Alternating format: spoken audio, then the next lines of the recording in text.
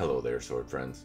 I wasn't planning on making one of these sword log vlog blog things as quickly as I have here, but I have an interesting opportunity and I really need to kind of solicit some feedback from the community. So if you have any thoughts on this, please let me know. In a nutshell, if I'm summing it up very quickly so that I don't occupy too much of your time, I have two different Ronin two-handed model swords. I had the current Euro model number 7. You've probably seen it in some of the other videos that I've done. I have it right here and I'll show it to you in a moment. I've been doing some destructive testing and it's in a state where it's still in one piece but highly used. I also was sent this prototype two-handed Ronin Katana European style sword.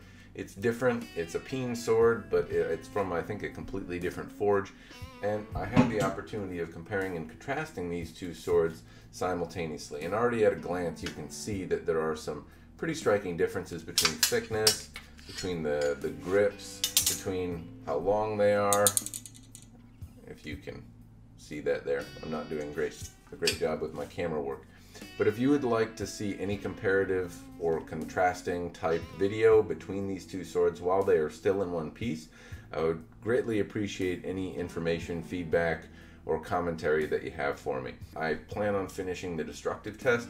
As you can see, this is in a state of disrepair.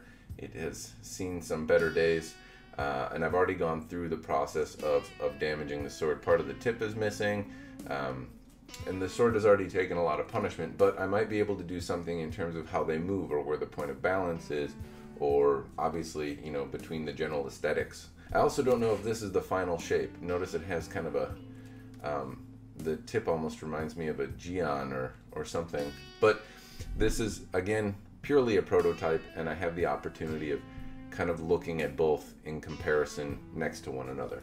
If there's anything in that regard you would like to see, just let me know. The next thing I can ask about is this single-handed sword. Or rather, not necessarily ask, but show it to you.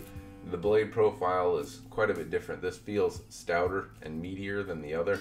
Again, it has this same tip, but this is another prototype that I will be testing. Unfortunately, the other prototype single-handed swords that I have are dead and gone, so I won't get a chance to compare them side by side as I would the others.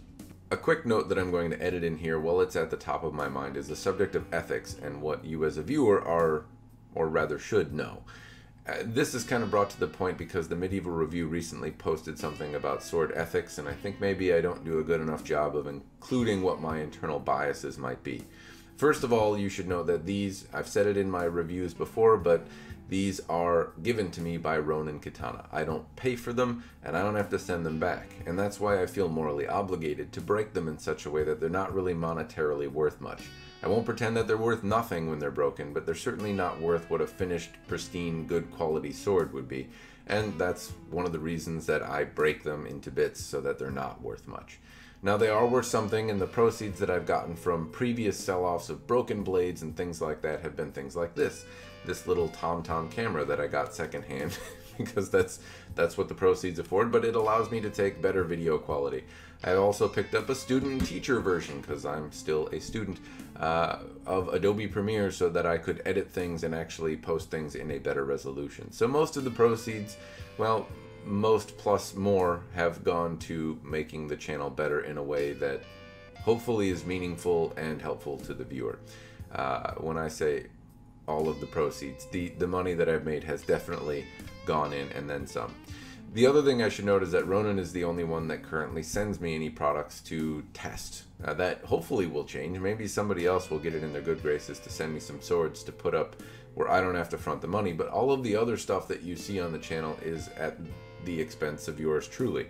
And that is why I don't always break them. So if you're like, hey, break that sword, I want to see what it'll take, sometimes the answer to that question is no, because it costs a lot of money and I don't want to do that with my money all the time. Though sometimes it happens, like the video with the Oni Katana. I totally did not mean to break that sword or have the edge roll or have it break on me, and that was that would have been a much more expensive sword if I did not ding the edge on a stand.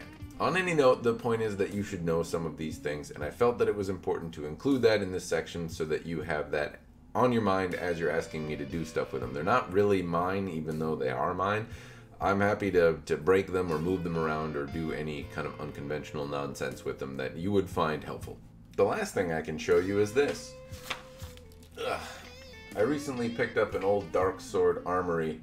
I don't know what this is, a 13th century arming sword. And just my general first impressions, I know this is secondhand, so I really can't hold it against it, but you can see there's some rattle. The sword's rusted, and as any good carbon steel sword should, it should rust, and it did.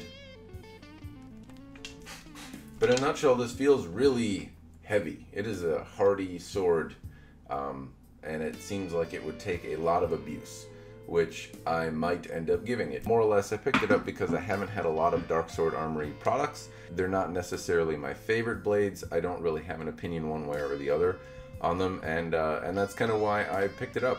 They're a large manufacturer, and I picked it up just so I have kind of a bearing on where their products stand. The thing is, I don't know that I've achieved that means with this one. It's a much older sword, it's secondhand, and obviously has some condition issues, but I might be able to look past that and just focus on kind of how the blade feels and the quality of the components that go into it. That's about all I have going on in the sword realm of things. I hope you found this mildly entertaining or interesting. I also hope that you have some insight or some feedback or some comments for me on what you would like to see. Well, I have two Ronin, different prototype, different model European swords from the two-hand spectrum, what you would like to see and what's maybe good or what's bad or what you're hoping to find in that comparison.